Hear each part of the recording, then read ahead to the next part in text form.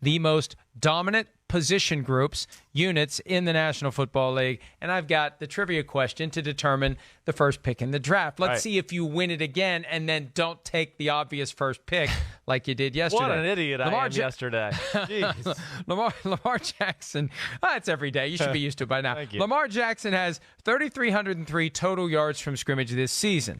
That's more than 5 entire teams have for their full offense. Name 2 of them. The Bengals and the Dolphins. Oh, you're half right. Steelers, Bears, Dolphins, Jets, Washington. The Bengals actually are not in that group. Damn, I should have gone with Washington. That would have been the safer one. Man, I choked under the pressure. All right. It's tough. It's tough. When the clock's ticking and Alec Trebek is waiting for the answer, it's tough, baby. All right, I'm going to take the first pick. 49ers defensive line. Thank you. I already had them anyway, but you made it clear that was your first pick. Thank you, control room, for using that in the setup. But, yeah, it is amazing what they've done. And when you have a guy in Kyle Shanahan who is regarded as offense, they understand the value. And, we relearn this lesson every few years. Yeah, right? We first accepted it with the 2007 Giants when they beat the Patriots.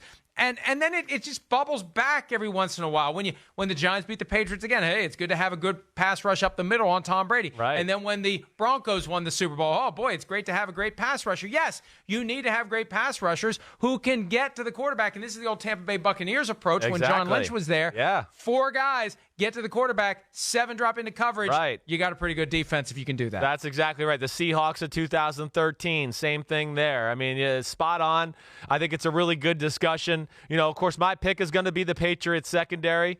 All right. And I don't know. I mean, this is a tough discussion here. I mean, I gave the edge to the Niners D-line, as you saw in my podcast clip and everything like that, just because they can just overpower you at times. And there's no scheme involved. There's no coaching. It's just like, 4, 6, 5 angry dudes. And they got 5 first-round picks on their defensive line, let alone a guy in the middle, DJ Jones, who gets no credit, who's just a game wrecker himself. But, yeah, I got to go with the Patriots next. I mean, come on, what they're doing. They got guys on the bench who would be starting another team's secondary. Devin McCourty's still one of the best safeties in football. Stephon Gilmore, he should probably be in the MVP discussion. Okay, if we're going to put other guys on good teams in that, Stephon Gilmore probably deserves to be there League too. MVP? Why not? Why?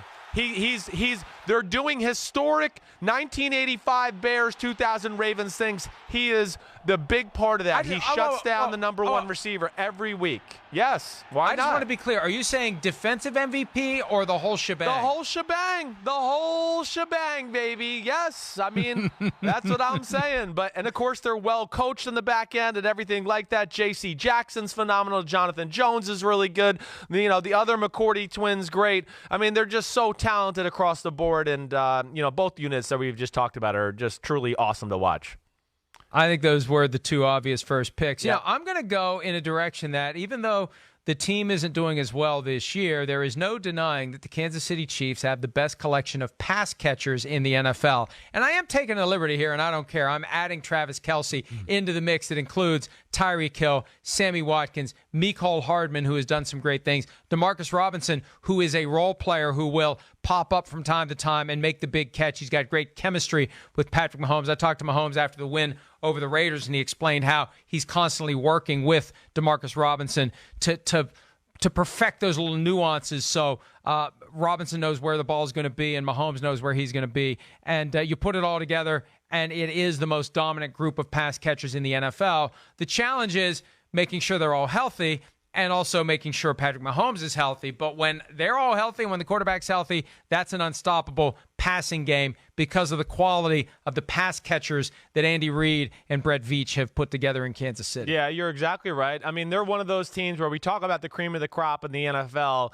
We talk about Saints, Seahawks, 49ers, Ravens, Patriots. The Chiefs are still that one team where you go, if they catch on fire, playoff time, they could beat any of those teams on a given day. I mean, we already saw them beat the Ravens earlier this year. So they're dangerous because of the things you just said. They have special talent, and when they're they're hot and working, they can put pressure on anybody. They're special that way. So I hear you there.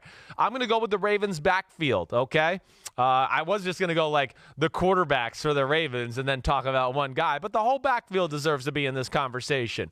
Because Mark Ingram is phenomenal, Gus Edwards, great, coming, in relief of Mark Ingram. And then, of course, the Lamar Jackson factor tied in with all those guys. They're doing something. Well, I thought I was taking a liberty putting Travis Kelce with the pass catchers. You're going to make the quarterback part of the running back group? Well, I said I used the backfield, okay? The backfield, okay? And that means, and when you go behind the line of scrimmage in the backfield, there's Lamar Jackson back there, a part of that. So if you want me to just go down to Ravens quarterbacks, okay, because that's a pretty special unit right now, him and RG3, two Heisman players, but I think the backfield's appropriate. I don't think I'm bending the rules too much here because, again, this is a ground attack, physically overpower you, but somehow is 0.01 yards away from being the number one offense in football behind the Dallas Cowboys. And it is through the running attack and not only the design, but the physicality of Ingram and Edwards running downhill, and then the speed and electricity that Lamar Jackson brings on the edge, along with his ability to throw, has truly made this an offense unlike anyone we've ever really seen in the NFL. And they can bludgeon you straight ahead or beat you around the edge with highlight-type reel runs, and that's where I got to go with that right there. Yeah, see, I thought you'd go Ravens offensive line after everything you said about the offensive line yesterday. Yeah, I thought about it, right. I did, because they are impressive. All right, I am going to go with, and I'm calling an audible here because I don't want to go with another group of running backs, although the quarterback would not be included when it comes to running ability. I'm going to go with the Saints quarterbacks. Okay. Because they go three deep, right? Most teams have a hard time with one, and some teams have a hard time even getting one that can play. You've got Hall of Famer Drew Brees. You got Teddy Bridgewater, who was 5-0 when Brees was injured. You got jack of all trades Taysom Hill, who can play special teams, come in and line up as a receiver, take a handoff, throw the ball deep. Those three guys, when you consider the embarrassment of riches that the Saints have at quarterback in comparison to every other depth chart, it isn't even close. Should have been the first pick if I think about it and talk about it enough. So the Saints quarterbacks, the most dominant position group in the NFL, and there really isn't a close number two. Well, it is. It's up there. I'm not going to say that should have been number one. You picked the right number one. I mean, very rarely. I know. I'm just trying to sell my pick. Yeah, good job. But yes, it is. Right. As far as three quarterbacks are concerned, it is amazing, and we're seeing a little more Taysom Hill back there, every game right now, and the wrinkles Sean Payton has in his offense. But yeah, that's a tough three to beat as far as the quarterback position is concerned. Ooh, there's some good ones out there. There really is. The Colts O-line's there. I had the Saints D-line written down. I think ultimately, though, I'm going to go with the Steelers front seven. That's what I'm going to do here, just because when you get down into, J.J. Watt, Bud Dupree, Javon Hargrave, Devin Bush, Vince Williams, and then Cameron Hayward, who might be the best. Did you say J.J. Watt or T.J. Watt? I think I said J.J. I meant to say T.J. I can't get them freaking out of my mouth sometimes there. T.J. Watt, though, thank you. I mean, come on. I don't want to confuse anybody out there. Yeah, well, thank you. You may think there's been a trade after the deadline that we're not aware of. Right. Trading a guy who's on injured reserve. Right. The Aqib Talib deal. Go ahead, I'm sorry. But that's an unbelievable front seven. And the sole reason that the Pittsburgh Steelers are in the conversation for the playoffs still, and at 6-5 and in winning football games, it all starts with them. I mean, they got a bunch of guys that F the play up on a regular basis. They create havoc. They can overpower you. They got speed and athleticism around the edge. Tyson Alu is coming off the bench. I mean, holy cow. It's just a phenomenal group altogether. And, they are front and center, the reason why the Steelers are still relevant. And, I got to give, again, Kevin Colbert, Mike Tomlin, their ability to scout those guys out, see them, draft them, everything about it. Is what has saved the Steelers this year.